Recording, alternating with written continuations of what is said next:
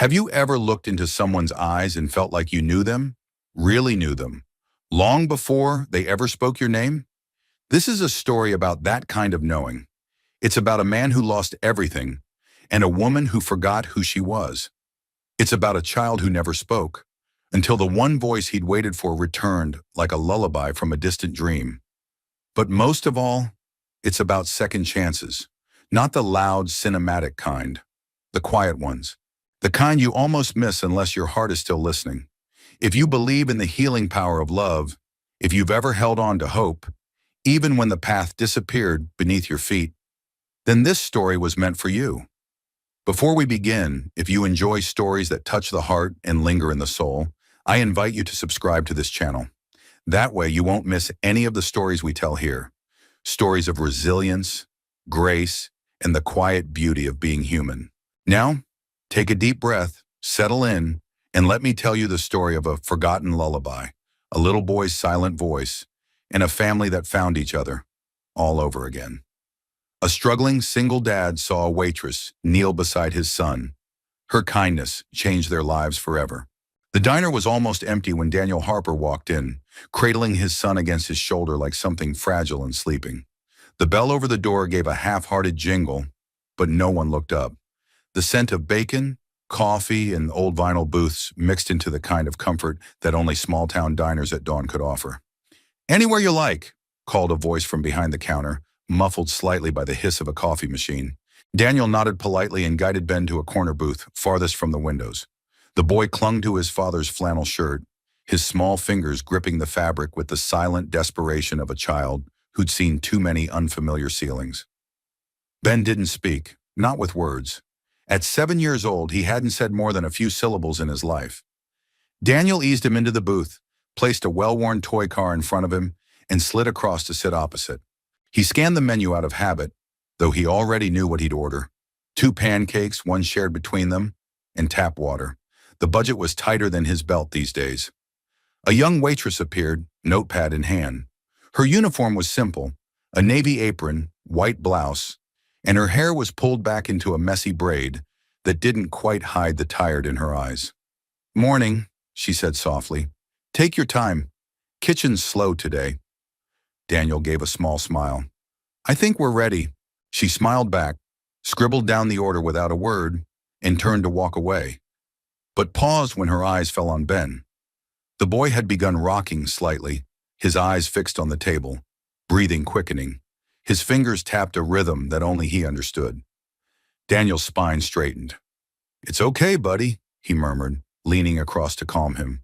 But before he could reach, the waitress was already kneeling beside the booth. "Hi there," she said gently, her voice like wind through tall grass. "I've got a little brother who does that when he's nervous. Is this a new place for you?" Ben didn't respond, but his tapping slowed. He turned slightly, eyes flickering to her face. "I keep crayons in my apron," she continued, reaching slowly as if she were handling a wild bird. She placed 3 crayons and a small paper placemat with cartoon animals in front of him. "I think this guy needs a scarf, don't you?" Ben hesitated, then picked up the red crayon. Daniel's eyes widened. "He usually doesn't." He stopped. No point finishing the sentence. No point putting limits on the small miracles. The waitress smiled at the boy, then looked up at Daniel. "He's got beautiful eyes." "His mom had the same ones," Daniel said before he could stop himself. The waitress tilted her head. "She not around?" "She..." He paused, searching for the right word. "She passed 3 years ago. Fire." Something shifted in her expression. Barely perceptible. A flicker of emotion passed through her eyes like someone catching a scent from a dream. But then she blinked, nodded, and stood. "I'll get your pancakes," she said gently. "Take your time." Daniel watched her walk away, her braids swaying with each step. There was something about her voice, something oddly familiar, not in a literal way, but like an echo of a memory you can't place. He shook his head. Grief played tricks. It still did, even after all this time. Ben was coloring now quietly, his small fingers moving with unusual calm. Daniel leaned back in the booth and let out a breath. Maybe they'd make it through the morning without a meltdown. A few minutes later, she returned with a steaming plate and 2 forks. 1 pancake, cut in half just the way my mom used to do it, she said, placing it gently on the table. And here's a little syrup bear for the artist. Ben looked up at her again. This time he reached for the syrup bottle without hesitation.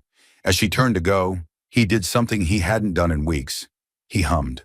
A soft, barely audible tune. No more than a few notes. Daniel froze. The tune, he recognized it. Not from TV, not from any therapy session. It was a lullaby. Her lullaby. The one Emily used to sing while rocking Ben to sleep on the old porch swing. It wasn't on record. It wasn't in any playlist. She made it up just for him. Daniel leaned forward, stunned. Ben, where did you hear that? The boy didn't answer, just kept humming, syrup dripping gently onto his plate. Daniel turned to look toward the counter. The waitress, Claire, according to the receipt tucked beside the napkin holder, was pouring coffee for an older man near the door. She moved with grace but not polish. There was something unfinished about her. He waited until she passed near their booth again. Claire, he said, that song, the one Ben just hummed. Do you know it? She blinked. I don't think so. Why? He only ever hums one song. His mom wrote it for him. She used to sing it every night. Claire stood still, one hand gripping the coffee pot. Her throat moved as if swallowing something heavy. I don't know where I heard it, she said finally, her voice quieter now. Sometimes I hear little melodies in my head. They come and go. Maybe I just made it up. Daniel stared at her. The words should have sounded casual, but they didn't. They felt like a puzzle piece trying to lock into place. Ben reached for his fork again. The moment passed, but something had begun. A shift, a thread pulled loose from the fabric of the ordinary, and Daniel couldn't help but wonder. Was this woman with the gentle voice and the memory of a forgotten song just a kind stranger? Or was she something far more impossible? The next morning, Daniel Harper found himself back at the same diner, without really deciding to be. It was like his truck had turned itself onto Main Street, slowing at the crosswalk, easing into the same faded parking space, outside the weathered sign that read Maggie's Cafe, home of the Hearty Heart. Ben sat beside him again, quiet as always, holding his toy car with two hands, like it might float away if he let go. The boy's eyes scanned the sky through the window. He liked clouds, Daniel had learned. They didn't talk too much or expect anything from him. Daniel wasn't sure what he was doing here again. Maybe it was the calm, or maybe it was the song. The bell over the door jingled as they stepped inside. Same booths, same coffee aroma. And at the far end, the same woman, Claire, balancing a tray of dishes with surprising grace. She looked over her shoulder and caught his eye. She smiled. A small, surprised smile, like she hadn't expected to see him again so soon. You're back, she said as she approached, tying her apron a little tighter around her waist. That's either a good sign or you didn't eat enough yesterday. Daniel chuckled softly. Bit of both, I guess. Ben slid into the same booth as the day before. Daniel followed, placing the toy car carefully on the table. Claire leaned on her notepad. Same order. Sure, Daniel replied, then hesitated. Maybe coffee, too. Black, she scribbled. Coming right up. As she turned, he said, Claire, can I ask you something? She paused. Of course. That lullaby, yesterday, when Ben hummed it, you really don't know where you might have heard it. Claire tilted her head, her smile faltering just slightly. No, she said. I told you, I don't really remember much from before a few years ago. Daniel's brow furrowed. You mean, you lost your memory? Claire nodded, a practiced motion like brushing off lint. Car accident, 3 years ago, or maybe 4. Honestly, I didn't even know my name at first. He blinked. You didn't? Hospital staff gave me Claire. It stuck. She smiled almost apologetically. There wasn't much to go on. No ID, no one came looking. Just a couple scars and a head full of noise. Daniel stared at her, his heart thudding just a beat too hard. 3 years ago. A fire. An accident. A missing past. He didn't say anything. Not yet. Claire must have sensed the shift in him because her smile turned thoughtful. Most folks find it a little strange. You can say it. I'm used to it. I don't think it's strange, he said quietly. I think it's Something else. She offered a grateful nod and walked back toward the counter. Daniel sat frozen for a long moment. The hum of the diner faded around him. Ben was coloring again, crayons already out of the small tin Claire had placed on the table without a word. Same routine. Same grace. What were the odds? A woman with no past, a voice that could quiet his son, and a lullaby no one else should know. He knew it sounded crazy, but grief could make crazy things seem possible. Or maybe it just stripped away your need for proof. When Claire returned with the food and coffee, Daniel watched her closely. Not intrusively, but with the kind of gaze you give a person who feels like a half-remembered dream. She set the plates down, then sat across from him without asking. "You look like you've seen a ghost." Daniel gave a humorless laugh. "Maybe I have." Claire sipped from a chipped mug she'd brought for herself. "You're wondering if I'm her." He looked up, startled. "What?" "The mother of your boy. I saw it in your eyes yesterday." She held his gaze, calm and unflinching. "You're not the first to wonder something like that. When people hear about the memory thing, they start to fill in blanks." Daniel opened his mouth, then closed it. "I get it," she said, "and I don't blame you. But I'm probably not her, Daniel." The way she said his name, it rang in his ears like a name spoken in prayer. "I don't even remember being a mother, or being married. I have a scar on my temple and a few fading flashes of heat and sirens, but that's it." Her voice softened. "I want to remember, I do, but sometimes wanting doesn't make it so." Daniel looked down at his coffee. He felt ridiculous, hopeful, confused. "I'm sorry," he said finally. "It's just, you remind me of her, the way you spoke to Ben, the way he responded." Claire glanced at the boy. Ben was humming again, softly, his lips moving to an invisible rhythm. "I think he likes music," she said. "He does," Daniel murmured. "He just never sings. Not since Emily." Claire's eyes flickered. Emily. That was her name. There was a long silence. Then Claire stood. "Do you mind if I sit with him for a moment?" Daniel nodded. She slid into the booth beside Ben, careful not to crowd him. Slowly, softly, she began to hum, just like she had the day before. A gentle, circling melody, the one that had no words, only warmth. Ben turned toward her and pressed his small hand over hers. Daniel's breath caught. For the first time in 3 years, his son initiated touch, voluntarily, freely, as if something in that song reached inside and unlocked a part of him long sealed away. Claire looked up at Daniel, her eyes wide with wonder. "I didn't mean to," she whispered. "You didn't do anything wrong," he said, voice thick. "You did something good." Claire looked down at Ben again, her lips trembling slightly. "It's like he knows me." Daniel nodded, barely able to speak. "Maybe he does." Daniel sat in the cab of his truck that evening, the engine idling as the sun slipped behind the hills, bleeding gold across the windshield. Ben was asleep in the back seat, curled under a worn quilt that smelled faintly of pine and detergent. His fingers still clutched the red crayon from the diner. Daniel wasn't ready to go home. Not yet. The house was always quieter after a good day, somehow lonelier, like it missed the sound of laughter it used to know. He reached into the glove compartment and pulled out an old flash drive, plugged it into the stereo. The truck filled with the soft hum of Emily's voice. She'd recorded the lullaby on a whim, months before the fire. "So he won't forget my voice," she joked, swatting his shoulder playfully. He'd laughed then. He hadn't laughed much since. Now her voice spilled out into the twilight. Light, soft, almost whispering. "Sleep, little bird, on a cotton sky.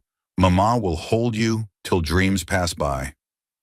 Ben stirred in his sleep. Daniel watched him, heart heavy. He wondered, how could Claire have known that song? She said she didn't remember where it came from, but the notes she hummed were too precise, too real. It wasn't something you stumbled into by accident. The next morning he made a decision. He stood in front of the mirror longer than usual, combing his graying hair, shaving the rough edges off his jaw. When he dropped Ben off at school, he packed the flash drive in his coat pocket. He needed to ask her. Maggie's cafe was busy for a weekday, farmers fueling up after the early shift, retirees lingering over the local paper. Daniel walked in and scanned the room. Claire wasn't behind the counter. "She's out back," said the owner, a plump, cheerful woman with a knowing smile. "Break time." Daniel nodded his thanks and stepped outside, rounding the building to where the staff sometimes sat for air. Claire was there, perched on an overturned milk crate, hair pulled into a loose knot. She was humming. That song. She looked up, startled, then smiled. "Didn't expect to see you so soon." "I brought something," Daniel said, pulling the flash drive from his pocket. "I'd like you to hear it." Claire's brow furrowed, but she nodded. He handed her his phone, already paired with a small Bluetooth speaker. When the melody began, her smile vanished. She stiffened, eyes locked on the source of the sound. "Mama will hold you till dreams pass by." Her hands trembled. "I know this," she whispered. I know this." Daniel watched her closely. "Claire, this isn't a song you'd hear on the radio. My wife wrote it. She never performed it, never shared it online. She sang it only to Ben." Claire looked at him, her voice barely audible. "Then how do I know it?" "That's what I'm trying to understand." Silence stretched between them. Around the corner, the diner clattered with breakfast plates and distant conversation, too far away to touch the moment between them. Claire looked down at her hands. "Sometimes I get flashes, not memories exactly, just sensations. A scent, a sound, a color, like something's brushing the edge of my mind." She paused. "When I saw your son, I felt something I hadn't felt in 3 years. A kind of pull. Like I was meant to kneel beside him. Like I already knew what he needed." Daniel's throat tightened. "Maybe you did." Claire stood up, folding her arms as if to steady herself. "Do you really think I could be her?" Daniel didn't answer right away. "I want to say yes. God, I want to. But I also don't want to project my hope onto you. That's not fair." "I understand," she said quietly. "But you're not the only one with questions." She pulled a small notebook from her apron pocket. "I've been writing things down since the accident. Dreams, flashes, names I don't recognize." She flipped it open, held it out to him. On one of the pages, a child's name had been written and rewritten several times, as if testing its weight. Ben. Daniel stared at it, breath held. Claire was watching him. "I wrote that name before I met you, before I knew you had a son." Goosebumps lifted along his arms. There were other scribbles, a sketch of a porch swing, a pair of hands holding a child's, a fireplace, and on the bottom corner of the page, barely visible, a heart with the initials EH inside it. Daniel's chest tightened. "My wife's name was Emily Harper." Claire's knees buckled slightly. She sank back onto the crate, color draining from her face. "That's not a coincidence." "No," he said gently. "It's not." She looked at him, tears gathering in the corners of her eyes. "I think something's waking up." Daniel sat beside her. He didn't reach for her hand, not yet, but his voice was soft, steady. "Then maybe it's time we find out who you really are." Claire didn't go straight home after her shift ended. Instead, she walked, past the row of antique shops that lined the quiet main street, past the bookstore with the always closed open sign, past the old gas station where the pump numbers ticked slowly like an old man counting change. The air was crisp, September cool, and smelled faintly of wood smoke. Leaves danced along the sidewalk, whispering dry secrets as they tumbled past her boots. Her mind was still back behind the diner, still caught in Daniel's voice. The flash drive melody, the notebook pages she had shown him, pages that made her chest ache with both recognition and fear. She walked another few blocks until she reached her small, rented room above a sewing shop. It wasn't much, just a kitchenette, a bed, and a window that faced the hills, but it was quiet, and it was hers. She closed the door gently behind her and sat on the floor, back to the wall, notebook in hand. Flipping through the pages, she saw pieces of herself she didn't fully understand, sketches of things she had no memory of drawing, snatches of dreams that came and went like fog across glass. She turned to a blank page. The pen trembled in her fingers as she wrote a single word. Porch. Then another. Ashes. She squeezed her eyes shut. Images swirled in the darkness. Warmth, laughter, flickering lights. Then suddenly, heat. screaming, a child crying in the distance, and hands, her own hands burned, reaching for something she couldn't reach. She gasped and opened her eyes.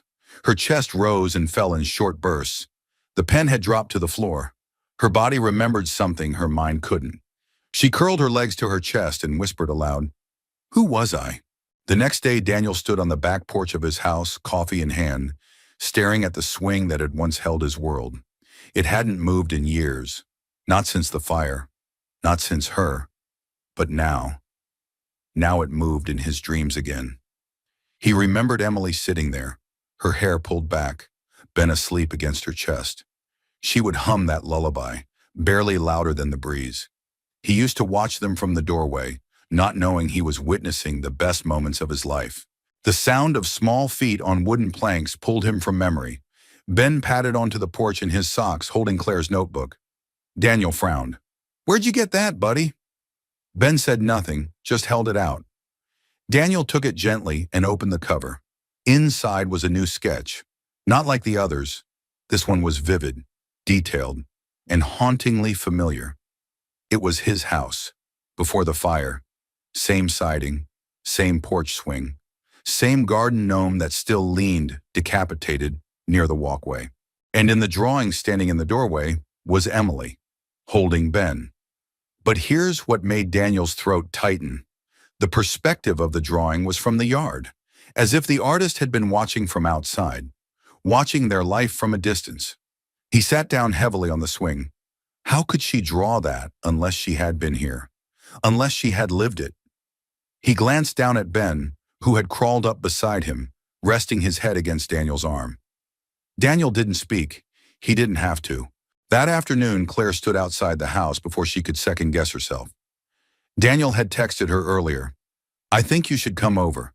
There's something you need to see." She hadn't answered, but here she was. He met her at the door, silent for a long moment as their eyes met. Then he handed her the notebook. Claire flipped to the drawing she didn't remember making. As she took it in, her knees wobbled. "I drew this?" she whispered. "Yes." She stared harder.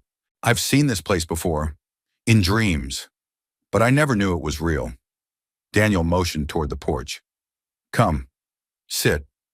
They sat together on the swing, the wood creaking softly beneath them. Claire touched the armrest, fingers moving slowly over the grain. "I used to sit here," she said quietly.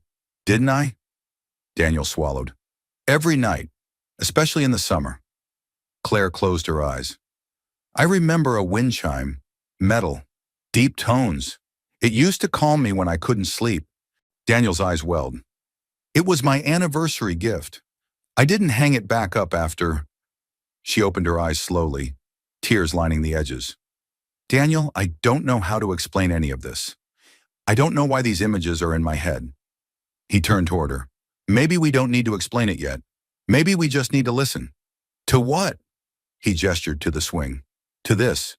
To your hands. To whatever's pulling you back here." Claire looked at the yard, now bathed in late afternoon light. It wasn't familiar, not completely, but it wasn't foreign either. It felt like the echo of a dream half remembered, the kind that leaves you aching even after you wake. "I'm scared," she admitted. "So am I," Daniel said. "But if there's a chance, any chance, that you're her, then I owe it to you, to Ben, to us, to follow the thread." Claire nodded slowly. "I want to know who I am," she said. "And if that leads me back to you, then maybe I was never really gone." Claire hesitated at the threshold of Daniel's house. The porch swing had been hard enough. The creaking wood, the faint scent of lilac she couldn't possibly have remembered, and yet somehow did. But this was a doorway, a line she wasn't sure she could cross. Daniel stood quietly beside her, not rushing, not urging, just present. Solid in the way only someone who had carried grief could be. "You okay?" he asked softly. She nodded, though her stomach churned. "Yeah, I know." And somehow he did. She stepped inside. The air was still, filled with the scent of coffee and something faintly citrus, like laundry detergent warmed by sun. It was a lived-in smell, familiar, comforting, a house trying its best to stay a home. Ben sat cross-legged in the living room, surrounded by crayons and construction paper. He looked up as Claire entered. For a moment, the quiet boy just watched her, as if measuring something invisible. Then he picked up a blue crayon and began to draw.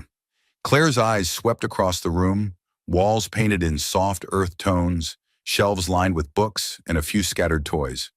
There was a basket of laundry half-folded and a cracked ceramic mug with the words, "World's Okayest Dad," printed crookedly across the front. And then she saw the fireplace. Above it, hung slightly off-center, was a framed photograph. She moved toward it slowly, her pulse quickening with every step. It was a family portrait, clearly old, a little faded. Daniel looked younger, his arm around a woman with long, dark hair and eyes that sparkled despite the washed-out tones. Between them sat a toddler boy with soft features and wide eyes. Claire stared at the woman, the curve of her cheek, the shape of her mouth, the faint dimple just to the left when she smiled. It was like looking into a mirror she wasn't ready for. Her knees buckled slightly, and she reached out to steady herself on the mantel. Daniel was beside her in a second. "Claire!" She shook her head, blinking rapidly. "That's me." Daniel exhaled slowly. "That's Emily." Claire looked at him, her face pale. "But it's me." Daniel didn't respond with words. He just placed his hand gently over hers.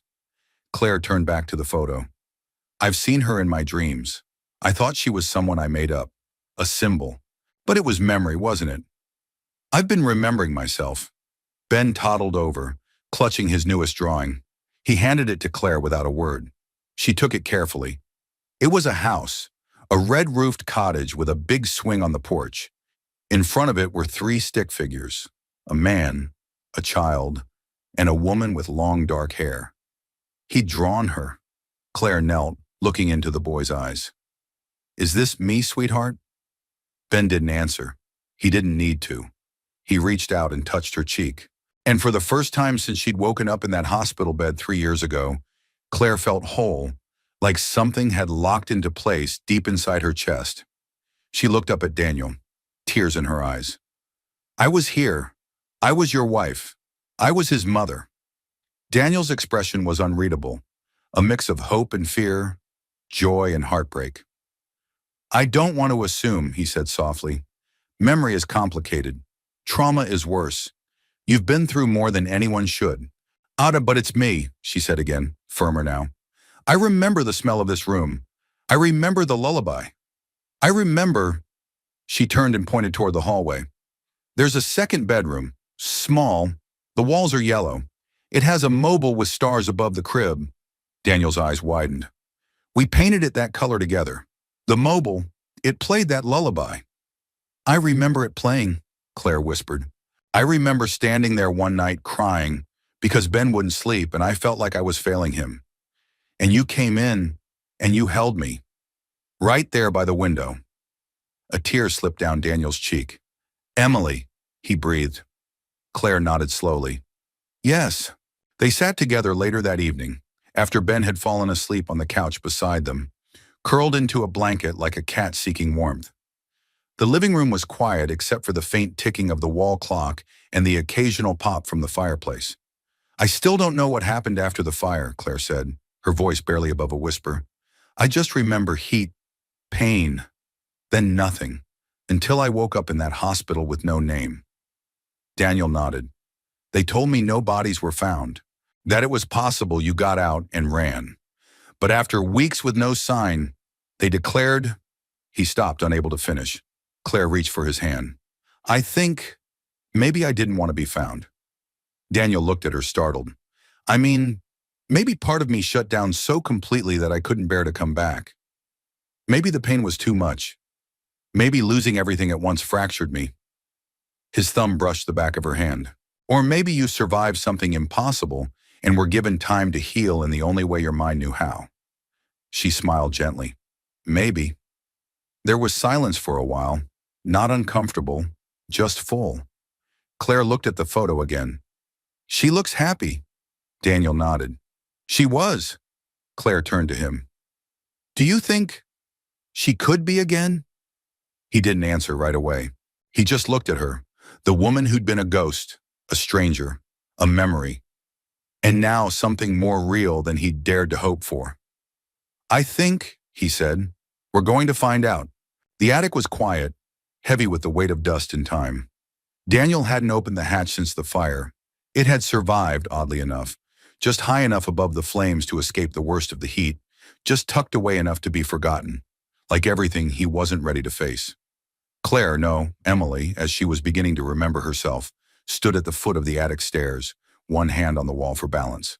She looked hesitant, as if the silence above her might shatter with the wrong step. "You sure about this?" Daniel asked from behind, flashlight in hand. She nodded. "If there's something up there that helps me understand who I was, I want to see it." They climbed together. The wood creaked beneath their feet as Daniel pushed open the low door. The attic was small and dim, filled with boxes and bins draped in old linens. Dust danced in the narrow shafts of light cutting through the vent slats. Emily moved slowly, fingers trailing along the edge of a box labeled "Winter Baby Clothes." Her breath caught as she lifted the lid. Inside were tiny onesies, wool hats, a pair of baby shoes with Ben embroidered on the soles. She picked one up, cradling it gently in her hands like it might crumble if she squeezed too hard. "I folded this," she murmured. "I remember the night. You were downstairs assembling the crib and cursing at the instruction manual." Daniel smiled. "It had 1,000 screws and no English. I laughed so hard I cried," she whispered. "Then I folded all these while you muttered to yourself." She sank down to her knees beside the box, overcome by the unexpected rush of joy and grief tangled together. Daniel let her sit with it, let her remember. Then gently he moved to the far corner and opened a tin storage chest. Inside was a stack of letters bundled with faded ribbon. Some were addressed, most weren't. "Emily," he said softly, "you might want to see these." She joined him, brushing her fingers along the yellowed edges. The ink had faded in places, but the handwriting was hers. Loopy, slanted, unmistakable. She picked one envelope at random. There was no name on it, only a date, July 6th. She unfolded it carefully and began to read aloud. "Dear Ben, you're not born yet, and already I'm terrified I'll mess this up. You kick like you're training for the Olympics, and sometimes I cry just thinking about the first time I'll hear you cry, or laugh, or say, 'Mama?'" Her voice cracked. "If I forget to tell you one day, I need you to know this. I loved you before I ever saw your face. I loved you the moment the test said yes." She folded it slowly, hands trembling. Daniel sat beside her, watching with quiet reverence. Another letter, this one dated 6 months later. "Danny, I saw the way you looked at me last night when I broke down over the cereal commercial. You didn't roll your eyes or walk away. You just held me and said nothing. And that's why I married you." Emily laughed softly, a sound that felt like the first breath after surfacing. "I wrote these and never gave them to you." "Why not?" Daniel asked gently. She didn't answer at first, just stared at the pile. "I think I was scared," she finally said. "Scared of being too much, too emotional, too raw. I always wanted to look strong for you, even when I wasn't." Daniel's voice was thick. "I would have read every word." She reached for another letter. This one had a red dot in the corner, barely visible. The envelope was crumpled, the ink slightly smudged. "If something ever happens to me—" She stopped reading. Daniel stiffened beside her. She continued, slower this time. "Oh, I want you to know that I tried. I tried to be everything. For you. For Ben. But sometimes the shadows creep in when no one's looking. Sometimes I lose myself. If you're reading this, maybe something went wrong." Emily swallowed hard. "But don't let it break you. Don't become stone. Let yourself love again. Let Ben see light in you. Promise me that." She folded the letter in silence. Her hands rested in her lap, the paper trembling slightly between her fingers. Daniel exhaled. "I didn't know you were struggling." "I didn't either. Not until after Ben was born. I hid it well. Smiled when people asked. But inside," she touched her chest, "I was scared I wasn't enough." "You were," Daniel said firmly. "You are." Emily looked at him, really looked, and for the first time since her return, there was something entirely steady in her gaze, a reclamation. "I wrote that letter thinking I might vanish," she whispered, "but I didn't. Not really." Daniel nodded. You came back. Maybe not the way we expected, but you're here. She looked down at the pile of unsent letters, messages trapped in time, pieces of a woman she was still rediscovering. And then, with care, she reached into her coat pocket and pulled out a pen. On the back of the most recent letter, she began to write, "Dear Ben, I'm back. Not all the way. Not yet. But I remember now why I fought so hard to be your mother. You were my light. You still are." Daniel read over her shoulder silently. "If I forget again, I want this in writing. I am yours, and I will find my way back, always." She signed it. Love, Mom. And when she looked up, her eyes met Daniel's. And this time, there was no fear, no doubt. Just a beginning. The hospital sat on the edge of town like an afterthought. 2 stories of pale brick and green trim, built decades ago and barely updated since.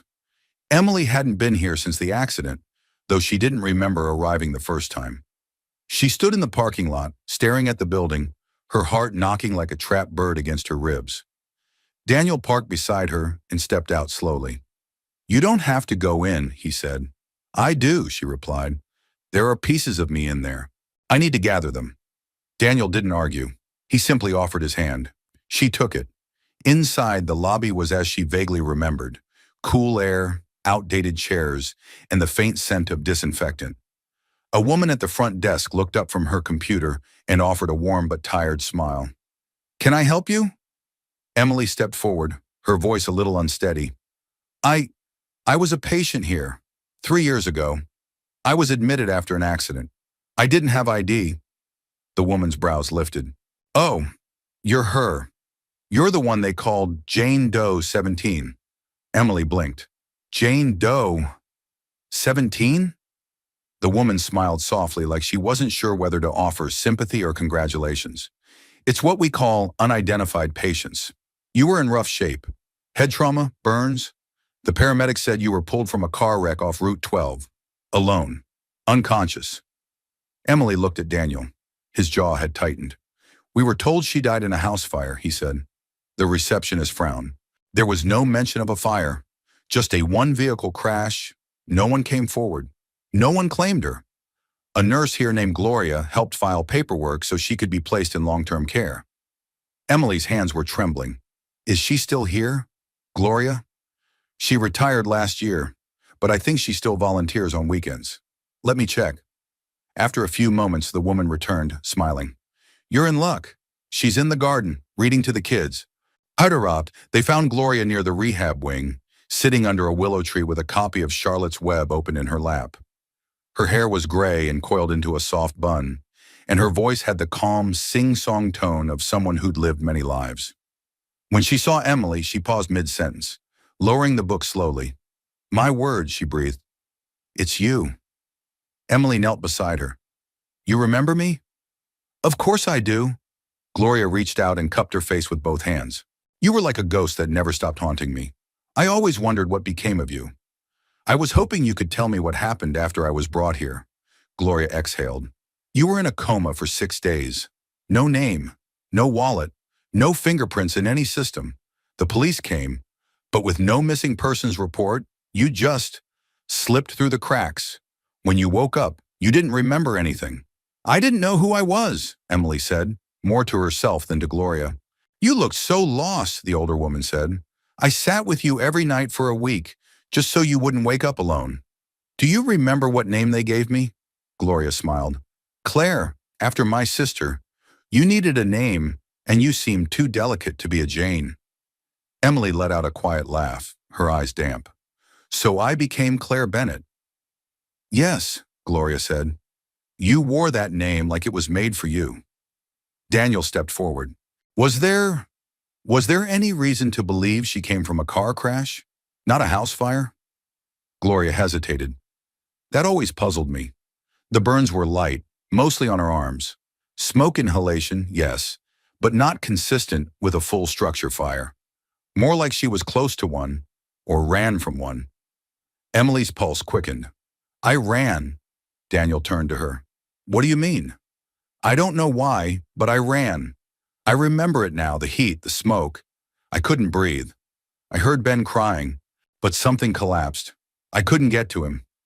She looked down at her hands. So I ran. I think I was trying to find help. Gloria's voice softened. Maybe you collapsed behind the wheel and someone found you on the roadside. Someone saved her, Daniel said. Whoever it was, they didn't stick around, Gloria replied. The hospital said it was a good Samaritan. No name, no contact. Emily sat back on her heels, a strange mix of grief and awe settling over her. I've lived a different life for 3 years, but I've been running this whole time. Daniel took her hand again. You're not running anymore. Gloria squeezed Emily's shoulder. And it seems you found your way back to yourself. That's rare and precious. Emily nodded slowly. Thank you for giving me a name when I didn't have one. Gloria smiled. Sometimes people need a name to grow into before they remember their real one. Back in the truck, silence stretched between them. Daniel drove slowly, his eyes fixed on the road ahead, hands tight on the wheel. Emily stared out the window, the autumn trees passing like pages of an old photo album. You okay? He asked. I think so, she said. It's strange, though. I spent 3 years building a life around a name that wasn't mine, but it never felt wrong. Claire saved me. Daniel nodded. Maybe Claire helped you survive, so Emily could come home. They drove a little farther in silence until the town came back into view. I want to know who saved me, she said. Someone found me, pulled me from that wreck, got me to the hospital. They changed the course of everything. Daniel glanced at her. Then we'll find them, together. She turned to him, her voice steady. I have to thank them. Whoever they are, they gave me a second chance. Daniel's voice was quiet. And I'm going to spend the rest of my life making sure it counts. The wind had shifted. Emily could feel it in her bones, something subtle but unmistakable, like the hush that falls before the first snow of the season. The leaves were starting to fall in earnest now, littering Daniel's porch in crisp layers of amber and rust. She sat on the swing where so many of her memories had first returned, cradling a mug of chamomile tea and watching Ben play with the leaves at the edge of the yard. Daniel stepped out a moment later, carrying a small photo album she hadn't seen before. I thought you might want this, he said, sitting beside her. She took the album with both hands, her fingers brushing over the leather cover. A faint floral embossing at the corner caught the light. She opened it slowly, breath held. Inside were photos she didn't know she remembered until she saw them. There was one of her and Daniel standing by the Christmas tree, him holding Ben and her wearing a Santa hat far too big for her head. Another, blurry and joyful, captured them dancing in the kitchen with Ben nestled between them, giggling. Her eyes lingered on each picture like they were fragile glass. I don't know how to describe it, she said. It's like I've lived 2 lives. One I'm only just now remembering, and one I've been trying to make sense of without knowing who I really was. Daniel nodded. They're both part of you. She looked at him. Does that scare you? He thought for a moment. Not anymore. Emily studied his face, lined with grief softened by time and tenderness. You're different too, she said. How so? You used to smile more easily, she said, touching the corner of his mouth. But now when you smile, it's earned. Daniel chuckled softly. You always said I smiled too much. I never meant it. They sat in silence for a while, the kind that didn't ask to be filled. Then Daniel turned toward her. Can I ask you something real? She nodded. Do you remember why you ran back into the house that night? Emily closed her eyes. For a moment, she wasn't on the porch. She was back in the fire, the roar of it, the sharp sting of smoke in her lungs, the heat pressing in from all sides. I thought Ben was still inside, she whispered. I heard something. I don't know if it was a cry or just the house breaking apart, but I ran. I didn't think. I just ran. Daniel swallowed hard. I couldn't find you, he said. 1 second you were in the front yard coughing, and the next, gone. I blacked out, she murmured. Maybe from the smoke. I don't remember the crash, just waking up in the hospital, and everything was gone. Daniel nodded. I've lived that night over and over, wondering what I missed, what I should have done differently. Emily looked down at her hands. We were both lost. And now? He asked gently. She met his eyes. Now, we're finding each other again. piece by piece. Ben approached then, holding a small cluster of leaves, carefully sorted by color. He handed them to Emily without a word. She took them, smiling. "Thank you, sweetheart." He climbed onto the swing beside her, snuggling under her arm. Daniel watched as his son, his quiet, cautious boy, rested his head against Emily's shoulder, as though he'd always belonged there. And maybe deep down, he'd never doubted she would return. Emily looked down at him, then at Daniel. "He's teaching me how to be still," she said. Daniel nodded. "He does that." That evening, Daniel lit a fire in the hearth, not out of necessity, but for comfort. The house smelled of pine wood and something sweet. Emily had baked for the first time in 3 years. Banana bread, her old recipe. The scent wrapped around him like a memory you could touch. They sat together on the floor in front of the fireplace. Ben curled up nearby with a blanket and picture book. Shadows flickered across the walls as the fire danced. "I keep thinking," Emily said, "about what it means to come back from something like this." Daniel glanced over. "And it's not just about remembering who I was. It's about choosing who I want to be now." Claire wasn't just a name. They were years, real ones. I had a job, friends, even small rituals. I wasn't you or Ben, but I learned how to exist again. Daniel nodded slowly. "I'm not asking you to erase any of it." She touched his hand. "I know, but I want you to know that I'm not the same woman you lost. I'll never be exactly her." "I'm not the same man you married either," he replied. "We've both walked through fire." She smiled gently. "Then maybe it's time we start again." His brows lifted.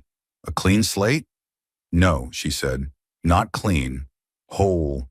Flawed and scarred and complicated, but whole." Daniel laughed quietly.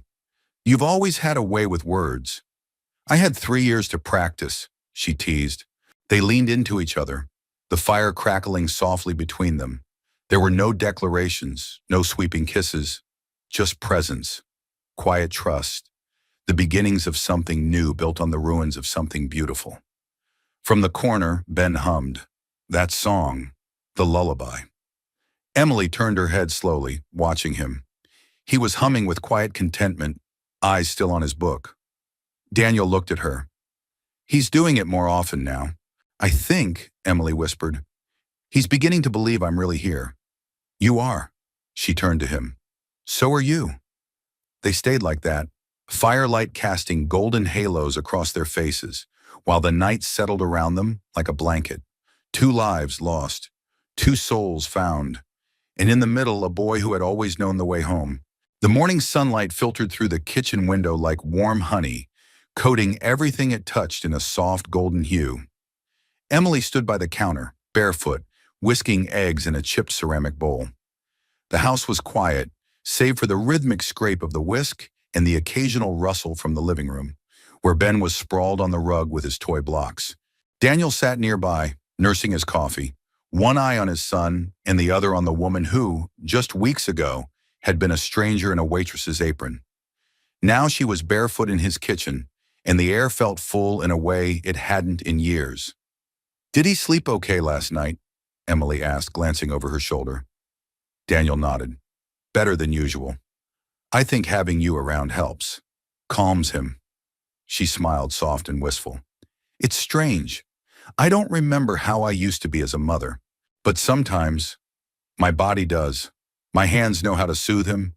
My voice knows when to whisper and when to stay silent." Daniel stood, walked over, and gently touched her back. "You never stopped being his mom." She turned to face him. "Even when I forgot?" "Even then."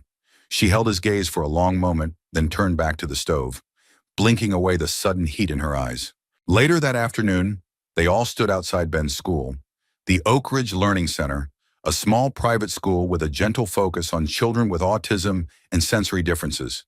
The school had invited families for a fall family day, complete with a small musical performance by the children. Ben had never participated before, never sat still long enough, never tolerated the sound of instruments, the crowd, the fluorescent lights. But this year his teacher had gently suggested they attend. "He doesn't have to do anything," she'd said. "Just being here is enough." So they came. The cafeteria was decorated with paper leaves and construction paper turkeys. Parents sat in folding chairs, murmuring quietly, sipping from styrofoam cups. A makeshift stage had been set up with small wooden risers and a keyboard pushed to one side. Ben stood at the edge of the risers with a group of 7 other children. His fingers were in his pockets. His eyes were locked on the floor. Emily sat beside Daniel in the front row, her heart pounding. "Is he okay?" she whispered. Daniel didn't answer right away. "I don't know." The teacher welcomed the parents, then nodded to the music therapist, a kind man with kind eyes, who sat at the keyboard and began to play a few simple notes. The children were meant to sing a short medley of fall songs. Nothing complex, the kind of thing you forget by next week. But when the first few notes began, something shifted. Emily sat up straighter, because the melody wasn't just a seasonal tune, it was familiar. No, it was hers. It was the lullaby. The music therapist had added it as an instrumental bridge between songs, unaware of the storm it would stir. Emily's eyes flew to Ben. He was still standing, head down. But then, his shoulders twitched, his lips parted, and then, in the middle of a too-bright cafeteria, surrounded by folding chairs and crinkled paper leaves, Ben sang. It wasn't loud. It wasn't perfect, but it was clear. "Sleep, little bird, on a cotton sky." The words fell from him like petals. Emily gasped. Her hand flew to her mouth. Daniel's coffee cup tumbled from his lap. Forgotten. Ben didn't look at anyone. He kept singing, voice trembling but true.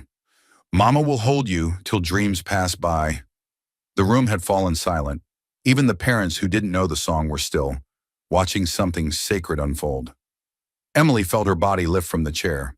She moved to the edge of the risers and stood there, not to stop him, but to be with him, to bear witness. Ben saw her, and for the first time in his life, their eyes locked and held. He took one step forward, singing the last line with barely a whisper. "Love will find you. Don't ask why." Silence, then applause, scattered, hesitant at first, then growing, though not loud. No one wanted to break the fragile beauty of what had just happened. Emily knelt down as Ben reached her. He didn't speak. He didn't have to. He wrapped his arms around her neck and held on tightly. She pressed her face to his hair and sobbed. Daniel joined them, crouching beside them both, his hand on their son's back, his other around Emily's shoulder. A family finally unbroken. That night, after the dishes were done and Ben was asleep, tucked under blankets with his arms wrapped around his stuffed elephant, Daniel and Emily sat on the porch, the swing gently moving beneath them. Neither spoke for a long while. Finally, Emily broke the silence. "He remembered the words." Daniel nodded. "From when he was a baby. From you." She exhaled slowly. "Music is memory." "Stronger than fire," he said. She looked over at him, eyes shining. "Stronger than forgetting?" He reached into his pocket and pulled out a small, familiar object. A harmonica. She blinked. "You still have that?" "You gave it to me one Christmas. Said every man needed to know how to make music. I never learned, but I kept it." He handed it to her. She held it, fingers brushing the metal. Then she smiled. "I used to play lullabies on this," she said. "Badly." Daniel chuckled. "You were terrible." But Ben didn't mind. She lifted it to her lips and played a shaky note. Just one. It warbled in the cool air, fragile and imperfect. But it was enough. She lowered it and turned to Daniel. I think we're going to be okay." He reached for her hand. "I know we are." The diner looked the same. Same cracked vinyl booths, same clatter of plates in the kitchen, same jukebox in the corner that hadn't worked in years. But to Emily, it felt different now. Not because the space had changed, but because she had. She stood just inside the door, the late afternoon sun casting long shadows through the window. Daniel was beside her, hand steady at the small of her back. Ben held her other hand, quietly tracing a pattern on her palm with his thumb. Maggie's Cafe had been a refuge, then a mystery, and now, a beginning. Behind the counter, the owner glanced up and froze, a dish towel in his hand, a look of stunned recognition on his face. Emily stepped forward slowly. "Hi, Walter." He blinked. "Claire?" Emily smiled gently. "Not anymore. My name is Emily Harper." He stared at her, jaw slack for a long moment. Then he set the towel down, rounded the counter, and pulled her into a hug so sudden it startled her. "I thought you were gone," he murmured. "I was," she said, "but you helped me come back." They sat together in a booth near the window. Daniel and Ben gave them space, slipping into a table nearby. Walter brought coffee, then sat across from her, hands folded tight around his cup. "I always wondered," he said quietly. "You disappeared so fast after the hospital discharged you. Just packed a bag one morning and left." "I didn't know who I was," Emily said, "and I didn't want to stay where I'd only ever been lost." He nodded. "I never pushed. You didn't owe me answers. I just hoped you found peace." "I did, eventually." They sat in silence for a while, the hum of the kitchen filling the space between their words. Then she said, "Do you remember the night I came in?" "The first night?" He leaned back. "Vaguely. A paramedic dropped you off, said you needed a place to stay until the hospital figured things out. You looked like you'd been run over by a nightmare." She smiled. "That sounds about right. I offered the storage room upstairs. It wasn't much. You hardly spoke for the first 2 weeks." "I couldn't speak," she said. "My head was full of static. Everything was wrong, but I didn't know why." Walter's eyes softened. "You were a good worker, kind, a little lost. But who wasn't?" "I've wanted to ask you something for a long time," she said, voice suddenly quieter. "That paramedic, the one who dropped me off, did you ever catch his name?" Walter rubbed the back of his neck. "I didn't. He wasn't in uniform. Said he was off duty. Found you unconscious by the roadside. Said the hospital was closer than waiting for the ambulance. Never came back."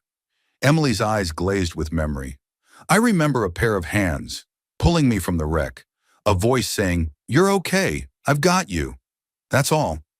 "I thought maybe he was an angel," Walter said with a chuckle. "Maybe he was." She reached into her purse and pulled out an envelope, sliding it across the table. "What's this?" he asked. "A check," she said. "It's not a fortune, but it's something. You gave me a roof, food, a job, a name." Walter held up a hand. "I didn't do it for repayment." "I know," she said gently. "That's why it matters." He looked down at the envelope, then back up at her. "You're really her? The one from the fire?" She nodded. "Daniel's wife, Ben's mother." Walter leaned back, eyes shining. "You know, I always thought you had something inside you, something bright. I'm glad you found your way home." "So am I." From the corner of her eye, Emily saw Ben stand and walk over. He held something in his hand, a folded piece of paper. He handed it to Walter without a word. Walter unfolded it slowly. It was a drawing, crayon on printer paper. 3 stick figures standing outside a house.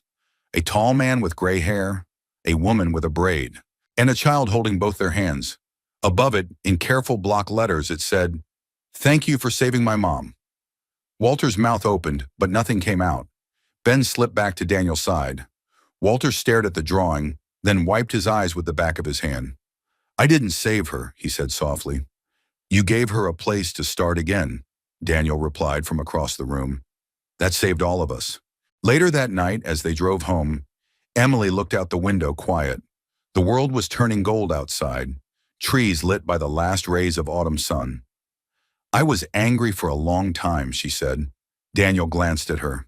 "At what?" "At myself. For forgetting. For surviving while you thought I was gone. For living a whole life with a different name while you and Ben were grieving." Daniel reached for her hand. "You didn't leave us, Emily. You lost your way. That's not the same." "I know that now," she said. "But forgiveness takes time, and it starts with myself." He nodded. "I'm proud of you. For going back. For facing all of it." She smiled. "You've always been the brave one." "I'm only brave because I knew you were somewhere worth waiting for." They drove the rest of the way in silence, the kind that felt full, not empty. At home, Ben was already nodding off in the back seat. Daniel carried him inside while Emily lingered on the porch, eyes drifting upward to the night sky. Stars blinked between the trees, small and stubborn. She closed her eyes and whispered into the cool evening air. "Thank you. For the fire that didn't take her. For the man who pulled her from it. for the stranger who gave her shelter, and for the boy who sang her home. The auditorium wasn't large, but it felt vast in the way only school halls could. Walls painted in soft pastels, folding chairs lined in slightly crooked rows, a piano off to the side that had long since lost its shine. The stage was only a few inches off the ground, dressed with paper snowflakes and glitter-glued stars. Emily stood near the entrance, her hands damp with nerves. Daniel placed a reassuring hand on her lower back. "You don't have to do this." "Yes, I do," she said, voice steady despite the knot in her chest. She watched as Ben filed in with the rest of his classmates, each one shepherded gently by their teachers and aides. The children, each somewhere on the autism spectrum, wore paper crowns and small badges that read, "I am brave," in colorful letters. Ben's eyes searched the crowd until they landed on her. He gave a slight nod. It was enough. Tonight wasn't a performance. It wasn't a recital. It was called the Winter Voices Gathering, a celebration of sound in all its forms. Some children would sing, others would hum. Some would simply sway to the music. There were no expectations, only encouragement. When the music therapist invited anyone from the family to participate, Emily stood. She stepped onto the stage, every footfall both heavier and lighter than the last. The room hushed. She took her place beside the piano, her heart beating wildly, and looked out at the children, each one radiant in their own way. But it was Ben she saw clearest, sitting in the second row, legs swinging, holding Daniel's hand with white-knuckled focus. She took a breath and sang, "Sleep, little bird on a cotton sky, Mama will hold you till dreams pass by." Her voice wasn't polished. It trembled slightly, cracked in places, but it carried truth, memory, love. "Close your eyes, don't be afraid. I'll stay near till the night begins to fade." She didn't look at the crowd. She didn't need to. She sang for one child only. And then, from the silence, a voice rose. Small, fragile, steady. "Mama will hold you." Ben, his voice. Emily's breath hitched mid-note. She turned. Ben had stood up. His face was calm, his lips forming the words he hadn't spoken aloud in years. He stepped forward, never breaking eye contact. "Till dreams pass by." Gasps whispered through the audience, not of surprise, but of something deeper. Recognition, the quiet miracle of watching a child unlock. Emily knelt at the front of the stage as he approached. He climbed into her arms without hesitation, bearing his face into her shoulder. The room was silent. Then applause, soft, respectful, emotional. No cheers, just tears. Daniel stood slowly, overcome. The moment wasn't just for Ben. It was for all of them. A song lost. A song found. A boy who had carried love deep in silence, finally letting it out. Later, after the crowd had cleared and the chairs were being folded away, the music therapist approached.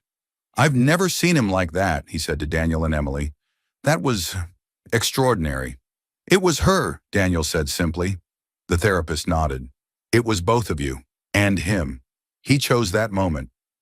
Emily looked down at her son, who was now humming quietly as he traced stars on the paper program. "Music lives in him," she said. "Even when the words were locked away, the melody stayed." "That's how it works," the therapist said. "Sometimes a song is safer than speech. Sometimes it's the bridge." Back at home, Emily tucked Ben into bed with a gentleness that felt as natural as breathing. He clutched his stuffed elephant, looking up at her. "You stayed," he whispered. She froze. He had spoken, not sung.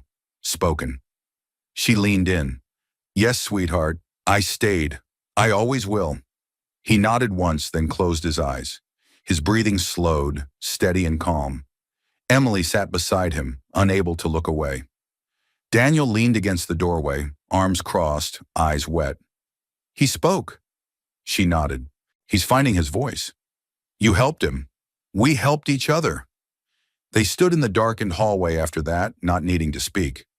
For a long time, Emily had feared she was too fractured to be whole again, that her return had come too late to matter. But tonight, in the echo of her lullaby and the trembling notes of her son's song, something had mended. Not erased, not rewritten, but healed, in the way that only music and love and forgiveness can.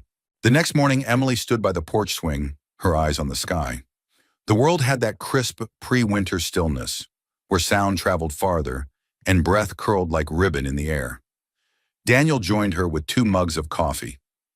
"Do you realize," he said, "this is the first morning in 3 years we're not waiting for something to go wrong?"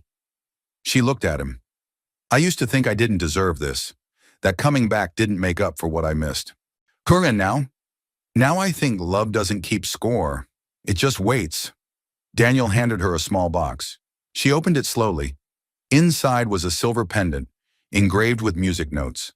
Beneath them, a single word, home. She looked up at him, eyes brimming. "This is the melody that brought you back," he said, "and the word that always meant you." Emily leaned into him, her voice barely above a whisper. "I love you. I never stopped." They stood in the soft morning light, arms around each other, while inside their son dreamed in color again. And for the first time in a very long time, the house sang. The town's harvest festival arrived with its usual quiet cheer. A small gathering of neighbors in flannel shirts and wool scarves, booths lined with pumpkin pies and knitted mittens, and children racing with painted faces under the copper canopy of October trees. Emily stood beneath a canopy of maple branches, her fingers wrapped around a cup of spiced cider. The music of the local bluegrass trio drifted through the crisp air, accompanied by the gentle murmur of laughter, clinking mugs and distant bells from the children's games. Beside her, Daniel handed Ben a caramel apple and ruffled his hair. Ben grinned up at him, sticky and content. His world was still full of patterns and sounds most couldn't see, but now it was also full of light. Emily watched them with a heart that felt full in ways she'd never imagined possible. Not the old fullness of expectation, of the pressure to be perfect, but something quieter, deeper. The kind of fullness that only comes after being emptied and learning how to refill with care. "Hard to believe," Daniel said, stepping beside her. "What is?" she asked. "That this is real, that we're standing here, that he's talking, that you're here." She smiled, bumping her shoulder against his. "It's all real, even the hard parts." He nodded. "Especially the hard parts." They stood in companionable silence for a few moments, watching the townsfolk mill about the hay bales and scarecrows. "I've been thinking," Emily said, "about how people always talk about moving on." Daniel glanced at her, curious. "I don't think we ever really move on," she continued. "I think we just learn how to carry it. The grief, the love, the memories. We don't leave them behind. We bring them with us into something new." He took her hand, weaving his fingers between hers. "And sometimes we get a second chance to carry them differently." She looked at him, eyes soft. "That's what this is, isn't it? Not a return, a renewal." He nodded. "A new song." At the edge of the festival, a small stage had been set up. Nothing grand, just a microphone, a stool, and a speaker crackling gently. A volunteer announced that the next performer would be a local parent sharing an original lullaby. Emily's name was called. Daniel squeezed her hand. "You ready?" She nodded. For the first time, yes. She walked to the stage with even steps, heart pounding not from fear, but purpose. The crowd was modest but attentive. A few familiar faces, Walter from the cafe, Gloria from the hospital garden, neighbors who had once left casseroles on Daniel's porch when the fire had taken more than just walls. Emily took her seat on the stool and leaned toward the microphone. "This is a song I wrote many years ago," she said. "I sang it to my son when he was very small. Then I forgot it, forgot him even. But he remembered, and because of that, I found my way back." There was a hush across the small audience. She began to sing. "Sleep, little bird, on a cotton sky. Mama will hold you till dreams pass by." The melody filled the air like the scent of cinnamon and autumn leaves. Familiar now, beloved. Daniel stood at the edge of the crowd, Ben at his side, their eyes fixed on her. Not with awe, but with recognition. It was a moment of claiming, not performing, of healing, not impressing. And when she finished, there was no wild applause, just something better, something more honest. Tears, smiles, stillness, the quiet reverence of people who had felt something shift. That night back home, Emily sat on the porch swing, wrapped in a thick quilt, her head resting on Daniel's shoulder. Ben had fallen asleep early, his caramel apple abandoned on the nightstand, his cheeks still sticky with joy. "You know," Daniel said, his voice low, "when I lost you, I didn't believe in miracles anymore." Emily looked up at him. "And now?" He smiled. "Now I think miracles are quieter than we think. Less thunder, more whisper." She nestled closer. "Like a lullaby." He nodded. "Exactly like that." The wind stirred the chimes overhead, low, gentle notes dancing across the eaves like echoes of the melody she'd just sung, the same chimes he hadn't rehung for 3 years. Until now. Emily closed her eyes. She thought about everything they had walked through. The fire, the silence, the forgetting. The ache of rebuilding. The fragile steps toward healing. None of it had been neat. None of it had been easy. But all of it had been real. And sometimes, she thought, real was better than perfect. Because real love came with scars and second chances. With broken notes and rediscovered melodies. With the kind of strength that didn't need to shout, because it had already endured the burning. She breathed in the scent of the pine trees just beyond the fence and whispered, "We're home, aren't we?" Daniel didn't answer right away. He kissed the top of her head and pulled her closer. And then he whispered back, "Yes, we always were." Years later, when Emily would be asked to speak at parenting groups or autism support circles, she never began with the fire. She began with the song. She would tell them how her son taught her to listen before he ever spoke, how love outlasted memory, and how sometimes the most beautiful chapters in life are the ones you never meant to write, but chose to live fully when given the chance. And somewhere in every room she sang in, someone would begin to hum along, quietly at first, then with conviction. Because love, after all, doesn't vanish. It only waits to be remembered. If this story touched your heart, even in the smallest way, I'd love to hear from you. Where in the world are you listening from? And what part of this journey resonated with your life? Let's keep this space a place for kindness, hope, and human connection. So drop a comment below and let's talk about it. And if you haven't already, go ahead and subscribe to the channel. We've got more stories coming. Stories that remind us we're never too far from a second chance or a fresh beginning. Thank you truly for spending this time with me. Until next time, stay kind, stay open, and never stop believing in the quiet magic of love.